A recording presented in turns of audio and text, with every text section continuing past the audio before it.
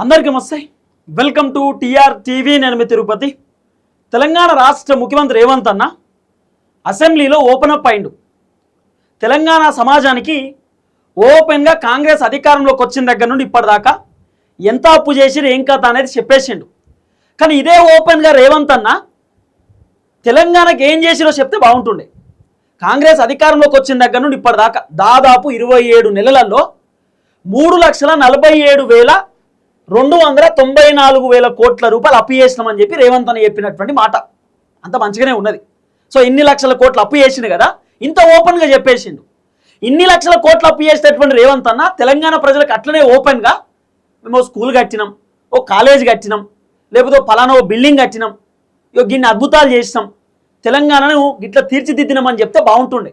కన్నా అన్న ఏం చెప్పలేకపోయిండు. కేటీఆర్ బీఆర్ఎస్ పార్టీకి సంబంధించినటువంటి ఎమ్మెల్యేలు రేవంత్ రెడ్డిని ప్రశ్నలు అడుగుతుంటే ఆ ప్రశ్నలకు రేవంత్ అన్న సమాధానం చెప్పలే. కాంగ్రెస్ పార్టీ ఎమ్మెల్యేలు మంత్రులు సమాధానం చెప్పలేకపోయారు. నల్లముఖం పట్టుకొని ఆయనతో అసెంబ్లీ నుండి బయటకు వచ్చేటటువంటి కార్యక్రమం చేశారు. అసలు ఏం మాట్లాడనటువంటి పరిస్థితి కాంగ్రెస్ పార్టీకి సంబంధించిన మంత్రులు. కేటీఆర్ అద్భుతమైనటువంటి ప్రశ్నలు వేసిండు. కేటీఆర్ గట్టిగా నిలదీసే కార్యక్రమం చేసిండు. రేవంత్ అన్న మాట్లాడలే, కాంగ్రెస్ పార్టీ మంత్రులు మాట్లాడలే, కాంగ్రెస్ పార్టీ ఎమ్మెల్యేలు మాట్లాడలే. అందరు గప్చుప్ సైలెన్స్, ఏం మాట్లాడే పరిస్థితి లేదు. ఆఖరికి రేవంత్ అన్న ఢిల్లీకి పోయి వచ్చిన తర్వాత రేవంత్ అన్నకు మైక్ దొరికింది. ఇక సీఎం ప్రసంగం ఉంటుంది కదా, చివరి ప్రసంగం. ఇక రేవంత్ అన్న మైక్ పట్టి దంచుడు.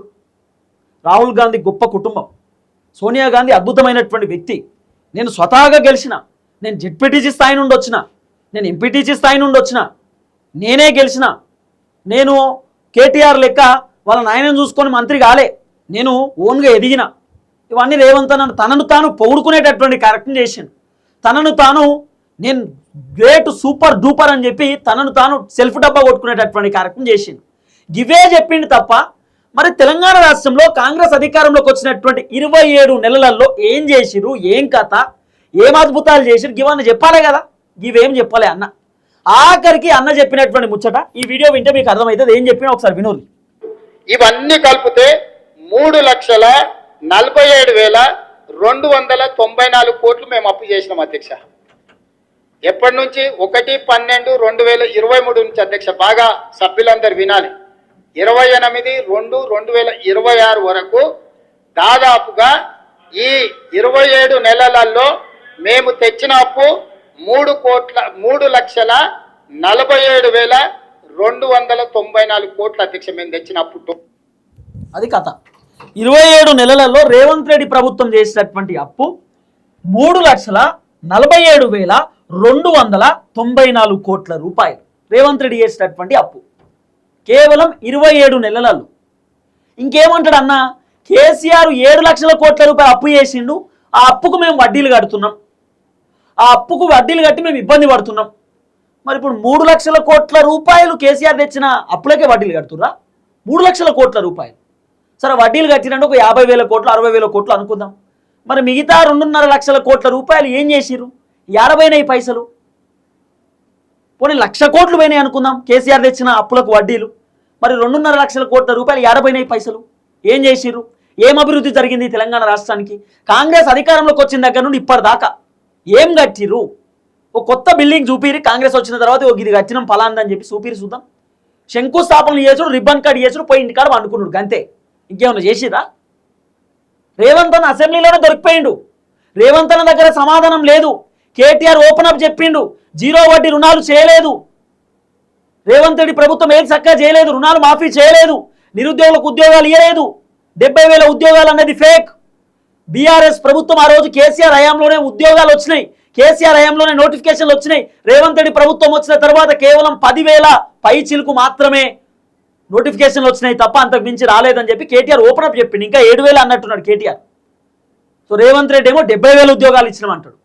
2 లక్షల ఉద్యోగాలు 6 నెలల్లోనే పూర్తి చేస్తాను రేవంత్ రెడ్డి ప్రభుత్వం చెప్పి. ఏమైంది మరి? సంవత్సరంలో 2 లక్షల ఉద్యోగాలు 50 నిరుద్యోగులకు నిరుద్యోగ వృత్తి ఏమైంది? 2,500 రూపాయలు మహిళలకు ఇస్తా అని చెప్పి ఏమైంది? ఇవన్నీ మనం మాట్లాడుకోవాలి. అయితే రేవంత్ అన్న ఏమంటున్నాడు? 3,47,294 కోట్లు అప్పు చేసామంటుండు కదా. మరి ఇంత అప్పు చేసేటటువంటి రేవంత్ అన్న ఇది 6 గ్యారెంటీకి సంబంధించినటువంటి కార్డు. 6 గ్యారెంటీలకు సంబంధించిన కార్డు మహాలక్ష్మి పథకం 1, రైతు భరోసా 2, గృహజ్యోతి 3, ఇంద్రమైండ్లు 4, యువ వికాసం 5, చేయూత 6, మొత్తం 6 గ్యారెంటీలు. ఈ 6 గ్యారెంటీలలో కాంగ్రెస్ ప్రభుత్వం ఇప్పటిదాకా ఏం చేసిన ఏం కథ అనేది పిన్ టు పిన్ మాట్లాడుకునేటటువంటి కార్యక్రమం చేద్దాం. ఇగో తెలంగాణ ఇచ్చిన కాంగ్రెస్ కు ఒక్క ఛాన్స్ ఇద్దాం, హస్తం గుర్తుకే ఓటేద్దామట. మరి తెలంగాణ ఇచ్చినటువంటి కాంగ్రెస్ పార్టీ అధికారంలోకి వచ్చినటువంటి 2.5 సంవత్సరాలలో ఏమేం చేసిర్రు, ఏమేం అభివృద్ధి చేసిర్రు? తెలంగాణ ఇచ్చింది కాంగ్రెసే కదా. మరి తెలంగాణ ఇచ్చినటువంటి కాంగ్రెస్కి అంటే తెలంగాణ ఇచ్చినటువంటి కాంగ్రెస్ పార్టీ తెలంగాణకి ఏం చేసింది ఇంకా చెప్పాలి. అది చెప్పిన తర్వాత మాట్లాడుకుందాం. ఫస్ట్ పిన్ టు పిన్ ఒక్కొక్కటి నేను మీకు చెప్తా. మంచిగా లాస్ట్ వరకు ఈ వీడియో చూడండి. ఫస్ట్ టైం మన ఛానల్ చూస్తున్న వాళ్ళు దయచేసి సబ్స్క్రైబ్ చేయండి, షేర్ చేయండి, లైక్ చేయండి. మీరు సబ్స్క్రైబ్ చేసుకోవడం ద్వారా నాకు ధైర్యం వస్తుంది, బలం వస్తుంది. ఈ ప్రభుత్వాన్ని గట్టిగా ప్రశ్నిస్తా, ప్రజా సమస్యలపైన గట్టిగా మాట్లాడతా. రైట్గా టాపిక్లోకి పోతే ఫస్ట్ మహాలక్ష్మి పథకానికి సంబంధించినటువంటి అంశం మనం మాట్లాడుకునే కార్యక్రమం చేస్తే మహిళలకు ప్రతి నెల 2,500 రూపాయలు ఇస్తా అని చెప్పి రేవంత్ రెడ్డి చెప్పినటువంటి మాట ఇచ్చిండా? ఇయ్యలేదు, ఫెయిల్. రేవంత్ రెడ్డి ప్రభుత్వం మహిళలకు 2,500 ఇస్తా అని చెప్పిండు మహాలక్ష్మి పథకం కింద, ఇయ్యలేదు, ఫెయిల్. ఇక రెండోది 500 రూపాయలకే గ్యాస్ సిలిండర్ అనేటటువంటి మాట చెప్పిండు, ఫెయిల్. వచ్చినాయా 500 గ్యాస్ సిలిండర్? వచ్చినాయా సుధీర్? 500 రూపాయల గ్యాస్ సిలిండర్ రాలేదు, ఫెయిల్. తర్వాత ఆర్టీసీ బస్సులో ఉచిత ప్రయాణం అనేటటువంటి మాట చెప్పిండు, సరే ఓకే, సక్సెస్. మహాలక్ష్మి పథకంలో 2 ఫెయిల్, 1 మాత్రం సక్సెస్. ఇక మహాలక్ష్మి పథకం అట్లుంటే తర్వాత రైతు భరోసాకి సంబంధించినటువంటి వ్యవహారంలో మనం మాట్లాడుకుంటే కౌలు రైతులకు ఎకరానికి 15,000 రూపాయల చొప్పున డబ్బులు ఇస్తాననేటటువంటి మాట రేవంత్ రెడ్డి చెప్పిండు. రైతు భరోసా తర్వాత కౌలు రైతులకు ఇస్తా అని చెప్పినటువంటి పైసలు 2 రేవంత్ రెడ్డి గుండు సున్నా, ఫెయిల్. ఎందుకు చెప్తున్నా ఈ మాట అంటే 2024లో రేవంత్ రెడ్డి ప్రభుత్వం రైతు భరోసా మొత్తమే ఇయ్యలేదు. 2025లో రేవంత్ రెడ్డి ప్రభుత్వం కొంతమందికి రైతు భరోసా ఇచ్చారు, కొంతమందికి ఇవ్వలేదు, అది కూడా జనవరిలో. ఇప్పుడు డిసెంబర్లో రావాల్సినటువంటి రైతు భరోసా ఇప్పటిదాకా రాలేదు, జనవరిలో ఇవ్వలేదు, ఫిబ్రవరిలో ఇవ్వలేదు, మార్చిలో కూడా రైతు భరోసా ఇచ్చేటటువంటి కార్యక్రమం చేయలేదు. ఇది రేవంత్ రెడ్డి ప్రభుత్వం చేసేటటువంటి అసలు కథ. ఇప్పుడు మార్చిలో ఏమంటారు, 22వ తారీఖు రైతు భరోసా ఇస్తా, అది కూడా ఎకరం లోపే రైతు భరోసా ఇస్తా అని చెప్పి వాళ్ళు ఏసీ వాళ్ళు వచ్చినట్టు ఫోన్, అది ఏంది రైతు భరోసా ఇస్తా అని చెప్పి చెప్పేటటువంటి కార్యక్రమం చేస్తూ ఉన్నారు. ఈ విధమైనటువంటి వ్యవహారం నడుస్తూ ఉంది. ఇంకేం చెప్తాం? ఇది కాంగ్రెస్ ప్రభుత్వ పర్ఫార్మెన్స్. అది కూడా 70 లక్షల మంది రైతులు ఉంటే 70 లక్షల మంది రైతులకు ఒకేసారి రైతు భరోసా ఇచ్చే కార్యక్రమం చేస్తారట రేవంత్ రెడ్డి ప్రభుత్వ పర్ఫార్మెన్స్ ఇది. ఇక ఈ రైతు భరోసాకు సంబంధించినటువంటి వ్యవహారం ఇట్లుంటే ఏం చెప్పిండు ఒక్కొక్కటి మాట్లాడుకుంటే రైతు భరోసా విషయంలో 15,000 రూపాయలు రైతు భరోసా ఇస్తా, కౌలు రైతులకు కూడా 15,000 రూపాయలు ఇస్తా అని చెప్పిండు. తర్వాత ఏమన్నాడు, మా దగ్గర పైసలు లేవు, 12,000 రూపాయలు మాత్రమే మేము పైసలు ఇస్తామని చెప్పి రేవంత్ రెడ్డి చెప్పిండు. 12,000 రూపాయలు రైతు భరోసా ఇవ్వలేదు, కౌలు రైతులకు పైసలు ఇవ్వలేదు. ఈ విషయంలో రేవంత్ రెడ్డి అట్టల్ ఫ్లాప్, ఫెయిల్. కౌలు రైతుల విషయంలో ఫెయిల్, రైతు భరోసా విషయంలో రేవంత్ రెడ్డి ఫెయిల్. తర్వాత ఏం చెప్పిండు, వ్యవసాయ కూలీలకు 12,000 రూపాయలు. రేవంత్ రెడ్డి 6 గ్యారెంటీలలో ఉన్నటువంటి మాట ఇది. వ్యవసాయ కూలీలకు ఏం చెప్పిండు, 12,000 రూపాయలు, ఫెయిల్. తర్వాత వరి పంటకు 500 రూపాయల పంట బోనస్ అనేటటువంటి ముచ్చట రేవంత్ రెడ్డి చెప్పిండు, అది అడపా చేస్తా ఉన్నాడు. వరి పంట విషయంలో కొద్దిగా పాస్, బార్డర్ పాస్, మొత్తం పాస్ కూడా కాదు, కొద్దిగా పాస్. రైతు భరోసా విషయంలో ఫెయిలు, కౌలు రైతులకు 15,000 విషయంలో ఫెయిలు, వ్యవసాయ కూలీలకు ఫెయిలు. రైతు భరోసా విషయంలో రేవంత్ రెడ్డికి ఎన్ని మార్కులు వేయవచ్చు అంటే మళ్ళీ చెప్తున్నా, మహాలక్ష్మి పథకానికి రేవంత్ రెడ్డికి వేయాల్సినటువంటి మార్కులు 30. తర్వాత రైతు భరోసాకు సంబంధించిన రైతుల వ్యవహారంలో 6 గ్యారెంటీలలో రేవంత్ రెడ్డికి వేయాల్సినటువంటి మార్కులు 30. అంటే ఇది రేవంత్ అన్నకు సంబంధించిన మార్కులు. మహాలక్ష్మి పథకం కింద 100 మార్కులకు 30 వేయాలి, రైతు భరోసాకు సంబంధించిన వ్యవహారంలో 100 మార్కులకు 30 వేయాలి. రేవంత్ రెడ్డి ప్రభుత్వానికి వస్తున్నటువంటి మార్కులు ఇవి. ఎన్ని చేసిన ఎన్ని చేయలేదు అనేది మీకు పిన్ టు పిన్ అర్థమయ్యేటట్టు చెప్తున్నా. ఇక గృహజ్యోతికి సంబంధించిన అంశం 3వది, 6 గ్యారెంటీలలో 3వ అంశం గృహజ్యోతి.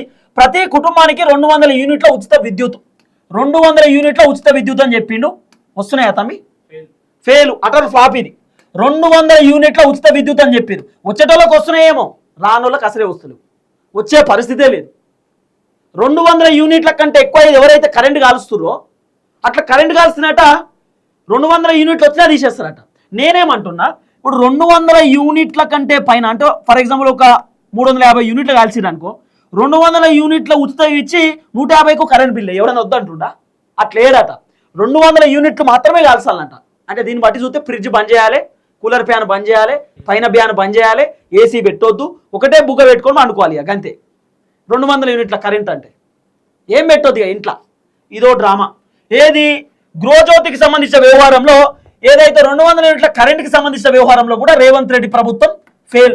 ఇవన్నీ ఎందుకు చెప్తున్నా అనేది నేను మీకు చెప్తా.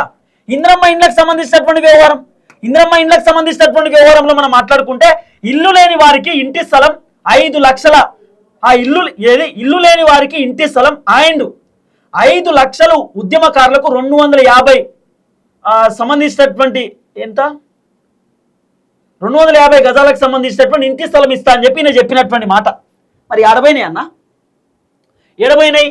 ఇంద్రమ్మ ఇండ్లకు సంబంధించినటువంటి వ్యవహారంలో రేవంత్ రెడ్డి ప్రభుత్వం ఫెయిల్. ఇంద్రమ్మ ఇండ్లు ఎవరికి ఇచ్చిండు? గదే కేసీఆర్ కట్టినటువంటి డబుల్ బెడ్రూమ్లకు కాంగ్రెస్ పార్టీ కలర్ వేయించుకొని ఇంద్రమ్మ ఇండ్ల పేర్లతోటి కేసీఆర్కి సంబంధించిన డబుల్ బెడ్రూమ్ ఇండ్లు ఇస్తున్నాడు. కొత్త ఇల్లు కట్టిండా రేవంత్ అన్న?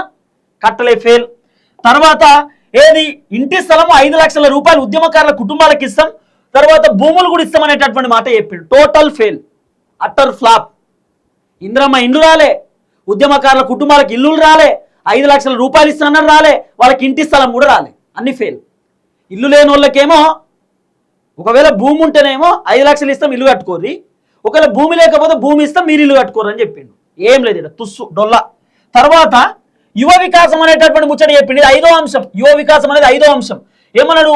యువ వికాసం విద్యార్థులకు 5 లక్షల విద్యా భరోసా కార్డు ప్రతి మండలంలో తెలంగాణ ఇంటర్నేషనల్ స్కూల్ అట. వామ్మో, ఏం చెప్పాలి?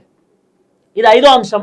యువ వికాసం 5 లక్షల విద్యా భరోసా కార్డు అని చెప్పి రేవంత్ రెడ్డి ప్రభుత్వం చెప్పినటువంటి మాట. మరి 5 లక్షల విద్యా భరోసా కార్డు ఏడబోయిందన్న?